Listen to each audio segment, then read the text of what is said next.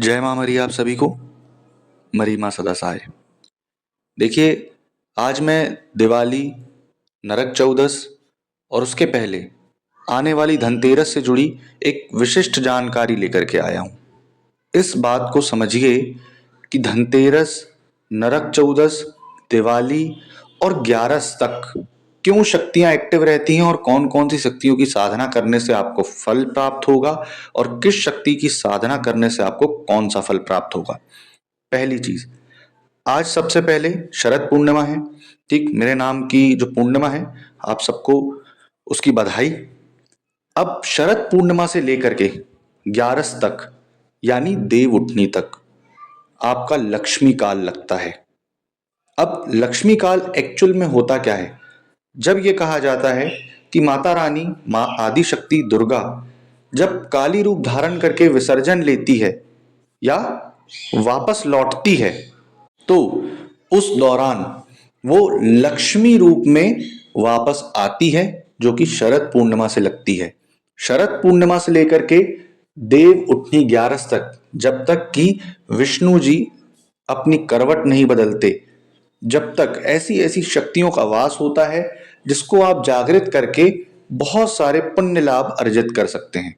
For example, इस बात को समझिए, अगर आप असुरी लक्ष्मी करते हैं, अघोर लक्ष्मी करते हैं, तो आपको वो उस तरीके का लाभ देगी जैसे कि आपकी व्यापार बाधा है, धन संबंधी बाधा है, रियल स्टेट बिजनेस में कोई प्रॉब्लम जा रही है, उस शक्ति को आप सिद्ध करके आप अपना लाभ अर्जित करते हैं।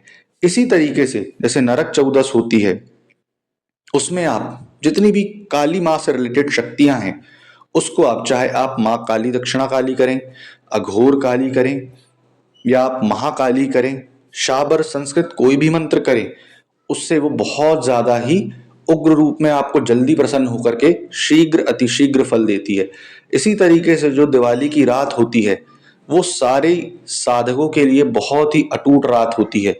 उस दिन आपको लाखों मालाओं का फल चंद्रमाला में मिल जाता है। जो माला आप करते हैं, मान लीजिए किसी मंत्र का जाप आप 1.25 लाख कर रहे हैं, तो आपको उस 1.25 लाख को ना करके आपको 4-5 माला में ही कला देखने मिल जाती है। प्रत्यक्ष अथवा अप्रत्यक्ष रूप से कोई भी शक्ति आपका कार्य कर सकती है, चाहे वो बाबरा भूत हो, चाहे तिलिया मसान हो, चाहे मसान हो, और सबसे बड़ी चीज मरी माता, गंगाराम अघोरी, कालका, आसमानी, शारदा, दसहाई, चंडी, बहुत सारी ऐसी शक्तियां हैं जिसकी आप साधना करके एक दिन में उसको सिद्ध कर सकते हो।